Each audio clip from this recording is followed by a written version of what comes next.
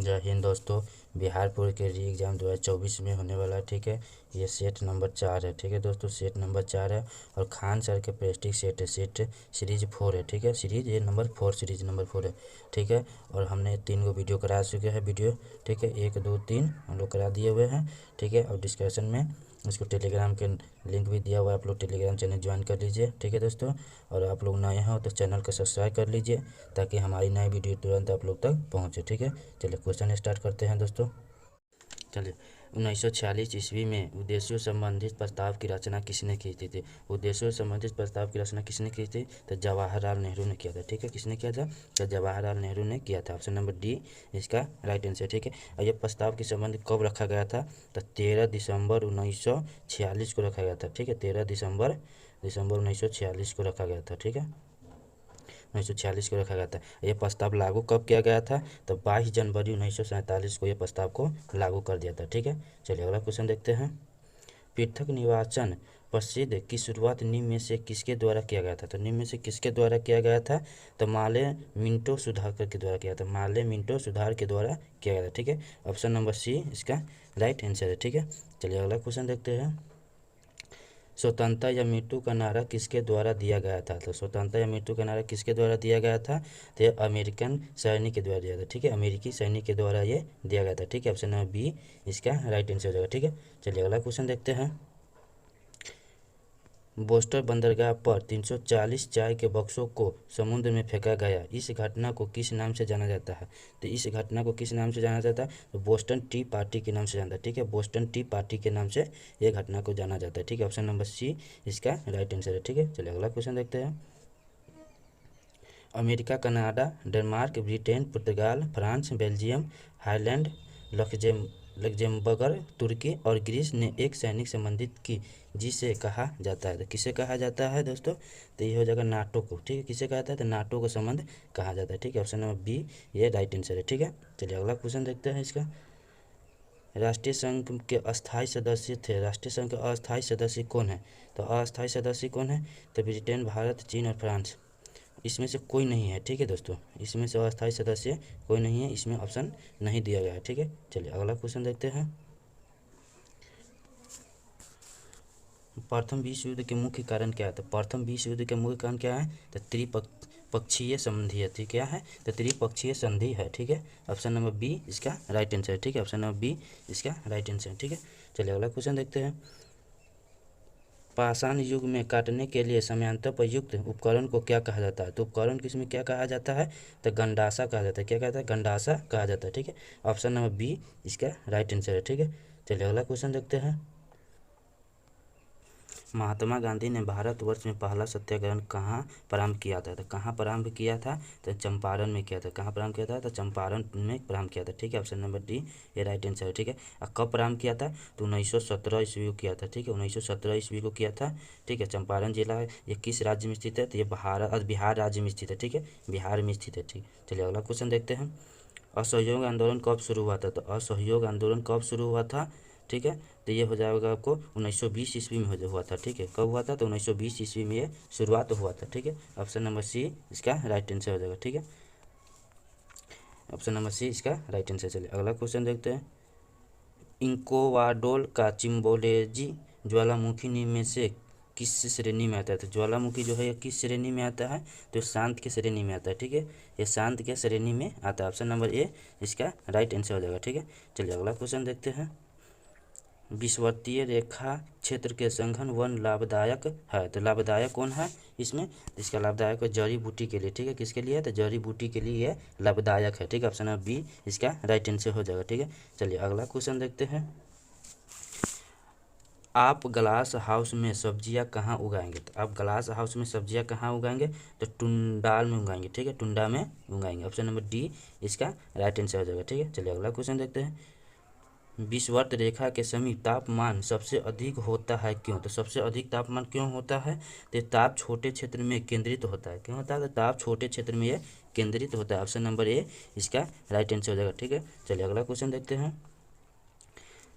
अग्नाशय soul में निम्नलिखित कौन से तत्व नहीं पाया जाता है? तो अग्नाशय सौल में निम्नलिखित में से कौन सा तत्व है जो नहीं पाया जाता है? तो इसे पत्थरदार चट्टान भी कहते हैं। ठीक है, क्या कहते हैं? इसे पत्थरदार चट्टान भी कहते हैं। ऑप्शन नंबर बी इसका राइट आंसर हो जाएगा। ठीक है, चलिए अगला क्वेश्चन देखते हैं। निम्नलिखित में से कौन सा खाद्य फसल नहीं है? तो कौन सा है जो खाद्य फसल वो नहीं है? तो चाय, चाय जो है वो खाद्य फसल नहीं है। ठीक है, चलिए अगला क्वेश्चन देखते हैं। गुप्त काल में प्रसिद्ध गणितज्ञ कौन थे? तो गुप्त काल में प्रसिद्ध गणितज्ञ कौन थे? तो आर्यभट्ट थे। कौन थे? तो आर्यभट्ट थे। ठीक है, ऑप्शन नंबर बी इसका राइट आंसर हो जाएगा। ठीक है, चलिए अगला क्वेश्चन देखते हैं।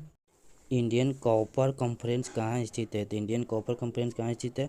तो ये घाटशिला में स्थित है। ठीक है, घाटशिला में स्थित है। ठीक है, ऑप्शन नंबर सी इसका राइट आंसर है। इंडियन कॉर्पोरेशन कंपनी कब स्थापित किया गया था? तो 1930 ईस्वी में स्थापित किया गया था। ठीक है, 1930 में यह स्थापित किया गया था। ठीक है, चलिए अगला क्वेश्चन देखते हैं। निम्नलिखित में से कौन सा राज्य गेहूं के उत्पादन में प्रथम स्थान रखता है? तो गेहूं के उत्पादन में प्रथम स्थान कौन सा राज्य है?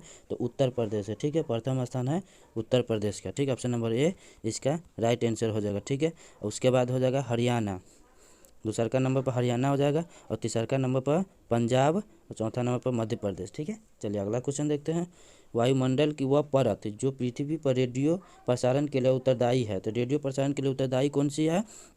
तो ओजोन मंडल। ठीक है, कौन सी है? तो ओजोन सॉरी आयन मंडल होगा, सॉरी आयन मंडल है। ठीक है, ऑप्शन नंबर सी इसका राइट आंसर हो जाएगा, आयन मंडल में होता है। ठीक है, चलिए अगला क्वेश्चन देखते हैं। स्टैंड क्वाल्टन स्थाल कृति का निर्माण होता है? तो स्थाल कृति का निर्माण कहाँ होता है? तो भूमिगत जल के द्वारा होता है। किसके द्वारा होता है? तो भूमिगत जल के द्वारा ये होता है। ठीक है, ऑप्शन नंबर बी इसका राइट आंसर हो जाएगा। ठीक है, चलिए अगला क्वेश्चन देखते हैं।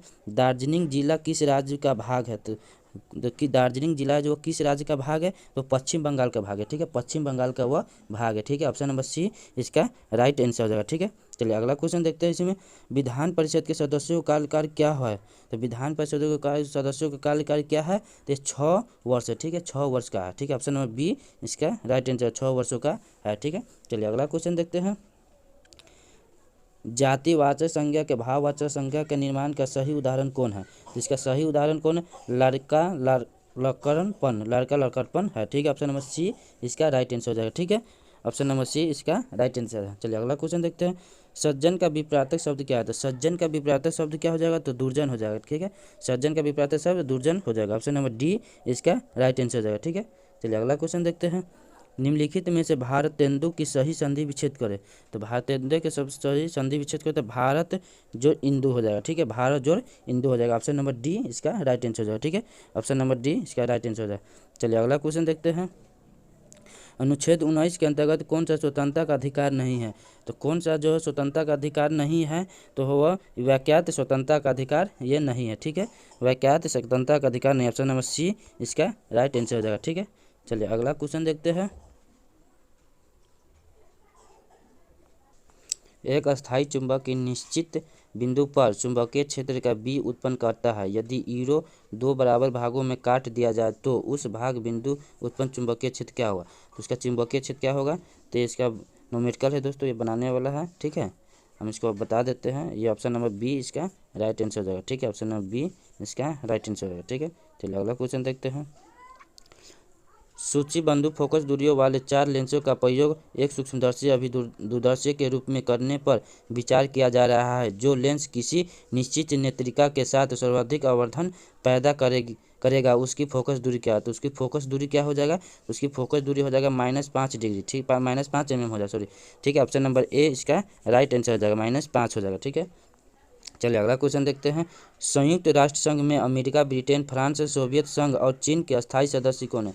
अस्थायी सदस्य कौन है? तो सुरक्षा परिषद के। ठीक है, कौन हो जाएगा? तो सुरक्षा परिषद के यह अस्थायी सदस्य है। ठीक है, ऑप्शन नंबर डी इसका राइट आंसर हो जाएगा। ठीक है, चलिए अगला क्वेश्चन देखते हैं। भारत ने एक समझौते के तहत संयुक्त राष्ट्र को अपनी कौन सी सेना भेजने की सहमति दी? तो अपनी कौन सी सेना को भेजने की सहमति दी है? तो वह भारतीय शांति सेना। ठीक है, कौन सा सेना? तो भारतीय शांति सेना को भेजने की अनुमति दी। ऑप्शन नंबर डी इसका राइट आंसर हो जाएगा। ठीक है, चलिए अगला क्वेश्चन देखते हैं। प्रत्यक्ष प्रजातंत्र का अस्तित्व किस देश में है? तो किस देश में अस्तित्व है इसका?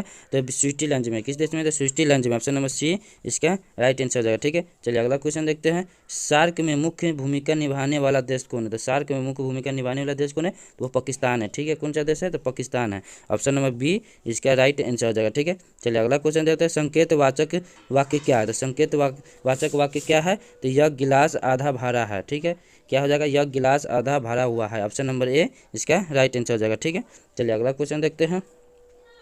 निम्नलिखित में से प्रश्नार्थक निपांत कौन सा है? तो कौन सा निपांत है इसका है? तो इसका हो जाएगा क्या। ठीक है, कौन सा है? तो क्या है। ठीक है, ऑप्शन नंबर सी इसका राइट आंसर हो जाएगा। ठीक है, ऑप्शन नंबर सी इसका राइट आंसर है। ठीक है, अगला क्वेश्चन देखते हैं। निम्न में से आरंभ बोधक संयुक्त क्रिया कौन सी है? तो कौन सी क्रिया संयुक्त है? तो आगे देखते हैं ऑप्शन इसका। वह रोने लगा। ठीक है, कौन हो जाएगा? तो वह रोने लगा। ऑप्शन नंबर सी इसका राइट आंसर हो जाएगा। ठीक है, चलिए अगला क्वेश्चन देखते हैं। तुम्हारा विश्वास मैं नहीं करूंगा तो कौन करेगा? उपयुक्त वाक्य में से सर्वनाम पदों की संख्या क्या है? तो सर्वनाम पदों की संख्या कौन सी संख्या हो जाएगा? तो संख्या 3 हो जाएगी। ठीक है, कौन सी संख्या है? तो 3 संख्या। ऑप्शन नंबर सी इसका राइट आंसर हो जाएगा। ठीक है, चलिए अगला क्वेश्चन देखते हैं। जिस क्रिया का फल कर्ता पर पड़ता है उसे क्या कहते हैं? तो उसे क्या कहते हैं? तो उसे सकर्मक क्रिया कहते हैं। क्या कहते हैं? सकर्मक क्रिया कहते हैं। ठीक है, ऑप्शन नंबर डी इसका राइट आंसर हो जाएगा। ठीक है, चलिए अगला क्वेश्चन देखते हैं। दोस्तों ये मैथ है। ठीक है, मैथ के हमने सारे सॉल्यूशन को अपने टेलीग्राम चैनल पर दे देता हूँ। ठीक है, उसको फोटो में देता हूँ ताकि वीडियो लंबा ना हो, इसीलिए सारे सोल्यूशन को बना कर हमने फोटो पर दे देता हूँ। और जो भी ना समझ में आए वो टेलीग्राम चैनल पर आप पूछ सकते हैं। ठीक है, हमसे पूछ सकते हैं या वीडियो में भी कमेंट कर सकते हैं कोई भी मैथ का सोल्यूशन के लेकर। ठीक है, टेलीग्राम चैनल को लिंक हमने डिस्क्रिप्शन में दे दिया हुआ है, आप लोग टेलीग्राम चैनल ज्वाइन कर लीजिए। ठीक है, और नए हो तो चैनल को सब्सक्राइब जरूर कर लीजिए। ठीक है, ताकि हमारी कोई भी वीडियो आप तक तुरंत पहुँच जाए। ठीक है, चलिए आगे देखते हैं अगला क्वेश्चन।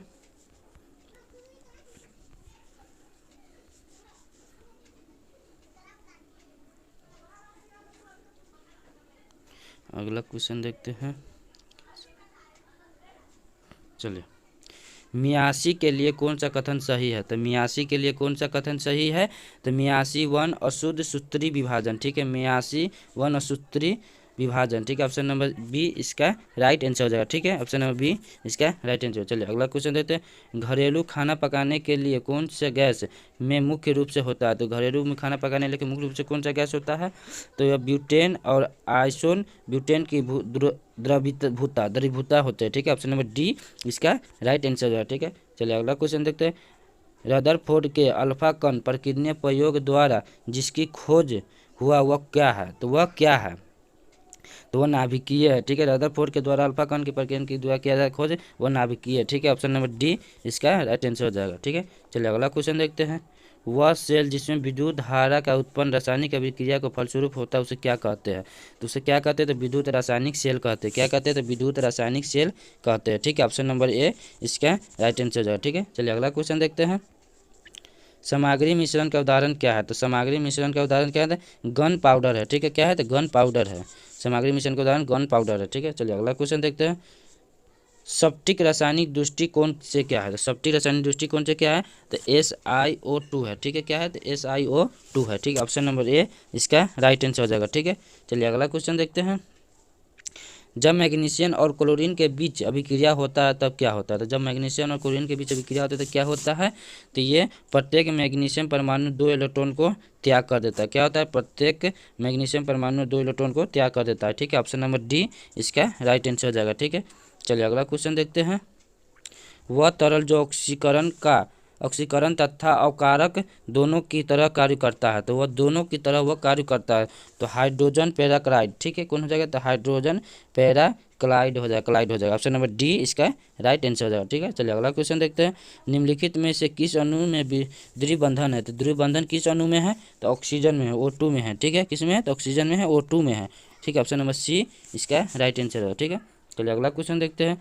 दलहन की के लिए निम्नलिखित कौन सी शर्त आवश्यकता है? तो कौन सी शर्त आवश्यकता है?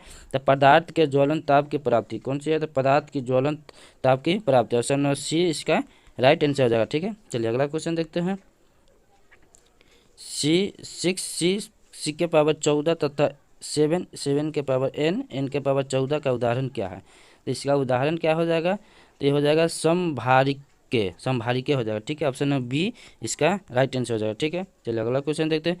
प्रकाश संश्लेषण की दर अधिकतम होता है, तो प्रकाश संश्लेषण दर अधिकतम किसमें होता है, तो इसका होगा लाल रंग के प्रकाश में, ठीक है। किसमें होता है, तो लाल रंग के प्रकाश में होता है। ऑप्शन नंबर सी इसका राइट आंसर हो जाएगा, ठीक है। चलिए अगला क्वेश्चन देखते हैं।